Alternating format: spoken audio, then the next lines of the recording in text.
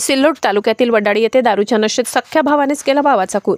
छत्रपती संभाजीनगर जिल्ह्यातील सिल्लोड तालुक्यातील वडाळी गावात दारूच्या नशेत पत्नी व मुलाबाळांना मारहाण करणाऱ्या भावास मज्जाव करणाऱ्या मोठ्या भावाच्या डोक्यात खलबत्त्यातील मुसळ मारल्याने त्यात गंभीर जखमी झाल्याने उपचारादरम्यान त्याचा मृत्यू झाला। ही घटना सिल्लोड तालुक्यातील वडाळी येथे शुक्रवारी सायंकाळी 7:30च्या सुमारास घडली असून अजिंठा पोलिसांनी दिलेल्या माहितीनुसार वडाळी येथील राघव श्रावण गवडी वय 34 हा त्याची बायको व मुलांना दारू पिऊन मारहाण करत होता। त्याचा मोठा भाऊ फकीरा श्रावण गवडी हा त्यास समजावून सांगण्यासाठी गेला असता त्यावरून दोघांमध्ये किरकोळ वाद झाला।